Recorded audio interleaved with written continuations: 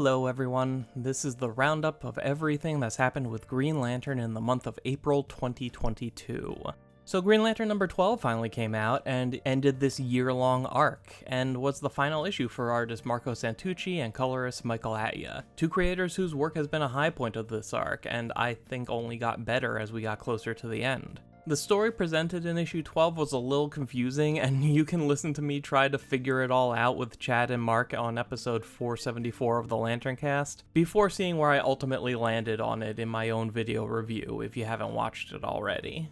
But in terms of making sense of things, I'm very glad to see that writer Geoffrey Thorne has resumed his annotative breakdowns of each issue. He stopped at the halfway point of the arc so as not to spoil the ending, but now that the arc is finished, he's ready to get back into it. I enjoyed these a lot because I like getting a writer's perspective on their own story, and seeing why certain choices get made. This all comes in the form of a blog on his Patreon, though it isn't behind a paywall, and I'll link to it in the description of this video.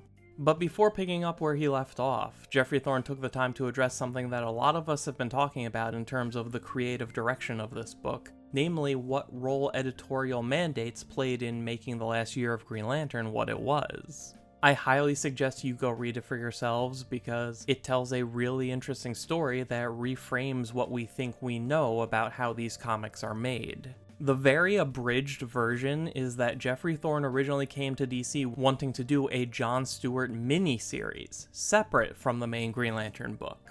It would be about John losing his ring and being stranded in deep space with no choice but to build a new life for himself, and ultimately have to decide whether or not he wants to go back to his old life when given the chance. Dan DiDio liked the idea, it was all set to get started, and then all of DC Editorial imploded. Dan DiDio was gone, senior staff were being replaced left and right, it was chaos. They eventually reached out to Geoffrey Thorne again and asked if instead of making it a miniseries, if he'd be willing to write the story as a second feature in the ongoing Green Lantern book, with another writer handling the lead story, with each issue being split in half between them. He said okay, and got to work changing his John Stewart story to fit this new format. Then, right before it was time to solicit the first issue, Editorial gets in touch again to say that the other writer was gone now, and would Geoffrey Thorne like to be the sole writer of Green Lantern? And that's not an opportunity you say no to, but it was way too late to rework his entire John Stewart story from scratch, so instead he focused on figuring out what to do with the other half of the book based on what both he and Editorial wanted to see done with Green Lantern. Geoffrey Thorne wouldn't name names when talking about the writer who left, but this does line up pretty neatly with what Jeff Lemire has said about his exit from DC, which happened right around this time, and he admits to have been working on a Green Lantern project when he decided to part ways with the publisher. But regardless of who almost wrote the book, the lesson to be taken from all of this is that no matter how much we think we know about what goes on behind the scenes, we really don't know much at all. We like to believe that a writer shows up with a complete story to tell, and the editor greenlights it, and the writer tells that story exactly as it was in their head, and anything that goes wrong is due to either incompetence or outside meddling. But really, it's chaos.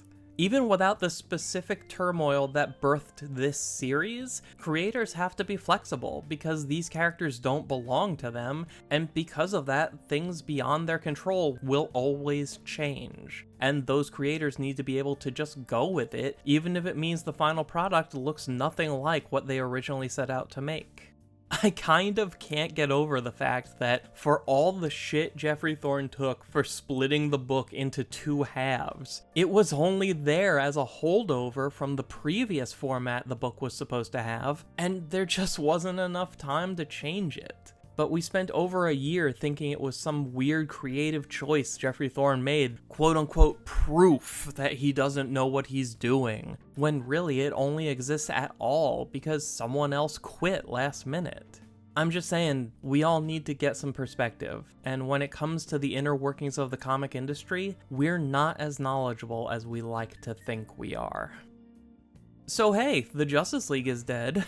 And not just them either. They were teaming up with Justice Incarnate, the multiversal Justice League led by President Superman. Justice League number 75, written by Joshua Williamson, directly follows up the events of the Justice League Incarnate miniseries, which itself is a continuation of the events of the Infinite Frontier miniseries. All you really need to know is that Justice Incarnate has been trying to stop the threat posed by the Great Darkness before it can spread across the multiverse, and it hasn't been going well, so they pulled in the Justice League for backup.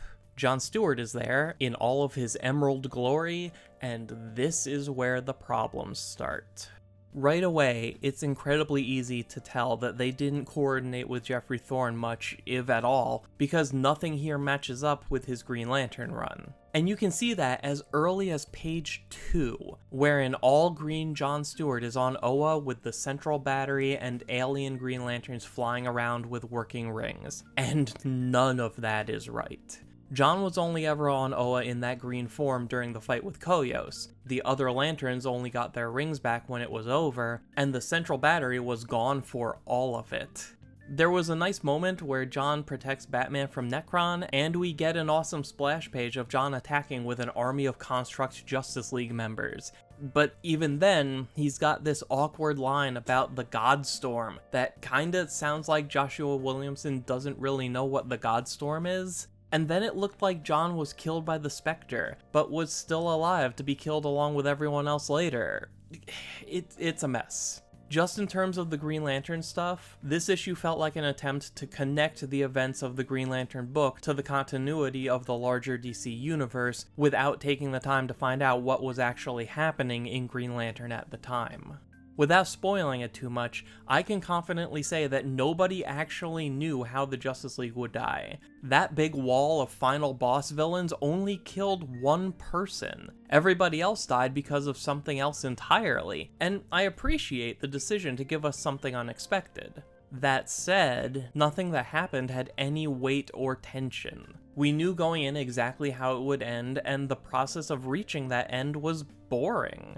And it didn't have to be, because even if we knew for a fact that the League was going to die, putting them up against this group of villains had the opportunity to be a spectacular battle with everyone giving it their all. Instead, we got a lame excuse for why none of the villains are as strong as they normally are, and then the actual deaths came from a source that totally invalidates the need to have all those villains assembled in the first place. It feels like the entire issue was built around this fake out designed to hide the way the League would actually die, and they sacrificed everything this moment could have been for the sake of that surprise, and it all fell flat. And after all that, I'm not even convinced the Justice League and Justice Incarnate are actually dead. Barry Allen is currently imprisoned on a so-called perfect world that looks like a cross between an early Silver Age comic and the movie Pleasantville. And he was put there by the main antagonist of Justice League number 75. There's a Dark Crisis Young Justice miniseries coming soon that's about some of the team getting trapped on a similar world. There's also a Dark Crisis one-shot all about Superman experiencing an idealized world where his son got to stay by his side and grow up naturally. You know, Superman, the guy who just died. I think there's a pretty good chance that none of these heroes actually died, and instead they were sent to their own fantasy world prisons. Except maybe Green Arrow. His death scene was a lot more definitive and traditional than what happened to everybody else. DC's Round Robin bracket, which determines what property gets a 6-issue miniseries, is just about over. If you recall, there are 3 Lantern-related books this time. A John Stewart one, an Alan Scott one, and one about Kid Flash fighting Reverse Flash who merged with Parallax. All of them advanced to the second round, but only the John Stewart book made it to round 3. This is the second year in a row that a Green Lantern book has been one of the final 4, and just like last year, we've got one full preview page to give us a taste of what the full miniseries would be like. As for the creative team, this book would be written by Cy Spurrier with art by Marco Santucci and colors by Michael Atiyeh. The latter two we've seen do some really excellent work on the Green Lantern book over the last year, and I for one would love the chance to see them continue to work on Green Lantern for another 6 issues. But unfortunately, it won't be this miniseries because as I'm recording this, DC has just announced which books will be advancing to the final round. And just like everybody predicted from the start, it's the book with the Superman character versus the book with the Batman character. At this point, I have to question what the DC Round Robin is actually ultimately for, because nothing about this bracket makes sense. I'm sure they'll tell you that all the matchups were decided randomly and that makes it fair. Except it can't possibly be fair because this is a literal popularity contest where some of the contestants are from the most popular franchises in the world, and everyone else occupies different levels of obscurity. For that matter, why are there so many Lantern books in this race, especially when the ongoing Green Lantern series we've been reading for a year is already a Jon Stewart book by Marco Santucci and Michael Atiyeh, making this proposed miniseries kind of redundant while also making the odds worse for everything that's less popular than Green Lantern. So yeah, I think there should have only been one Lantern book in this whole thing, it shouldn't have been the Jon Stewart one, and there should have been absolutely no Superman or Batman characters anywhere in this entire contest at all. Those franchises don't need the help, they don't need the exposure, but just about everything else in the DC universe does. Honestly, I think the only thing DC is actually after in all of this is the engagement. This is a surefire way to get everyone talking about DC Comics non-stop for a month or so, which will die down and then get revived when the winning book comes out. It's also really effective at turning fan reaction into non-stop marketing, as even people who don't like anything about all of this end up advertising it to other people just by complaining about it. It's a trick to drum up publicity that can be sustained longer than any normal news story or press release. This isn't about giving obscure characters their shot at being relevant, it's about DC Comics wanting to be at the center of the conversation, and what book wins has never mattered. Or maybe it's something else, what do I know? But regardless, there's still hope. The editors in charge of the Round Robin have confirmed that Blue Beetle Graduation Day, a Final Four pick from last year's Round Robin, is getting published. There are also plans to take books that didn't make the cut in this year's Round Robin and publish them as 6-page stories, presumably in some kind of collection. 2 of the 3 Lantern books are mentioned by name, so we will get to see some version of those stories eventually, even though they didn't make it to the end. Which is nice, but 6 pages is a lot different from 6 issues, and I have a hard time believing that those short stories will have the room to live up to the potential of the miniseries that they were originally supposed to be. We got a better look at the version of the Justice League that'll be appearing in the League of Super Pets animated movie, including Green Lantern Jessica Cruz. And yeah, it's a big departure from the design we're used to, which I know will drive some people crazy, but I can't bring myself to see it as a big deal. This movie is a world unto itself, its own version of the DC universe, and just like every other alternate Earth, they're free to do whatever they want with the designs. Half the fun of stories like this is seeing the different versions they come up with. But either way, the human characters aren't really the point here, it's the pets. And we do finally see Chip in a Green Lantern costume, and he looks great. Honestly, the only thing that concerns me is the fact that Chip seems to have random electric powers instead of a Green Lantern ring. Maybe he's not an alien in this version? I don't know, we'll just have to wait for the movie. And for what it's worth, I don't hate this design. It doesn't look much like Jessica, but it still looks cool. If you're a fan of Green Lantern the Animated Series, you'll want to check out the first episode of Young Justice Phantoms, the newest season of that show, because both Kilowog and Razor show up. And this is a direct continuation of where Green Lantern the Animated Series left off, as both characters acknowledge that time has passed since they last saw each other, and Razor has both a red and blue lantern ring. It was an incredible surprise, and all the incentive I need to finally catch up on Young Justice. Another wave of Green Lantern statues are on the way, this time from Prime One Studio. They're making a Hal Jordan, a Sinestro, and for some reason, a Tri-Eye, because who wouldn't want that looking at them every day for the rest of their lives? These honestly seem great. And while we don't yet know how much they'll cost, I can absolutely guarantee you that it'll be way too much money, because this is how big they are compared to an adult human.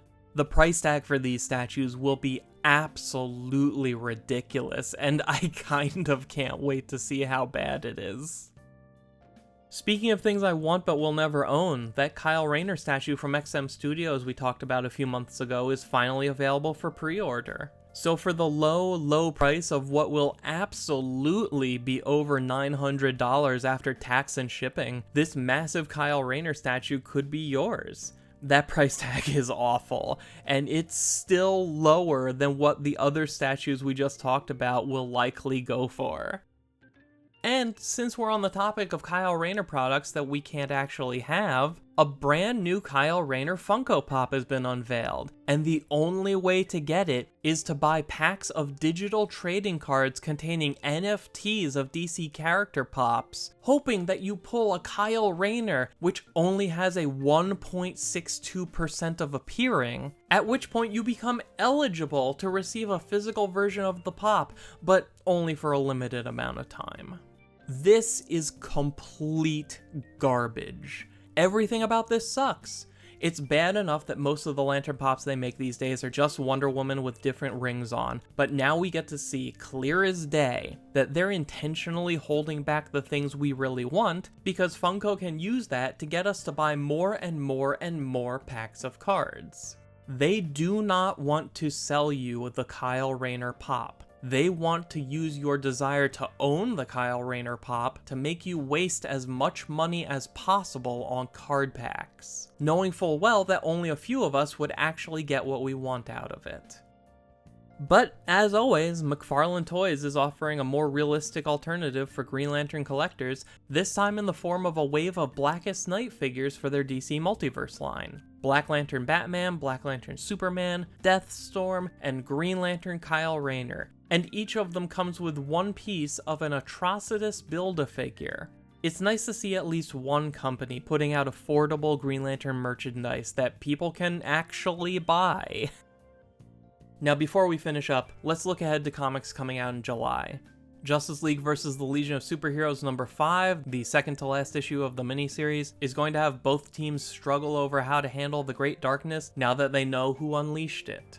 The Jurassic League gives us a Green Lantern dinosaur named the Green Torch, and DC Mech number 1 reimagines the Justice League in a world where superheroes pilot giant robots, which is great. But the only lanterns pictured here are Hal and John, and I take issue with that because I don't know how you can put two Green Lanterns into a story directly inspired by mecha anime and not make them the two Green Lanterns who canonically love mecha anime. Kyle's been hitting people with giant robots since 1994, and Joe incorporated a Gurren Lagann reference as a permanent part of her costume. I get having Hal because he's literally a pilot and mechs need those, but I will be seriously disappointed if the world of this miniseries doesn't use Kyle or Joe at all. So that's the Green Lantern Roundup for April 2022. If you have something to say about any of these topics, or if there's anything you think I missed, let's keep the conversation going in the comment section down below. You can usually find me reacting to these developments in real time on Twitter at Mosaic Comics, and I'll be back doing another one of these videos a month from now. So subscribe and hit the bell to make sure you're notified when that video drops. Until then, thank you for taking the time to watch. My name is Dan. We'll talk again soon.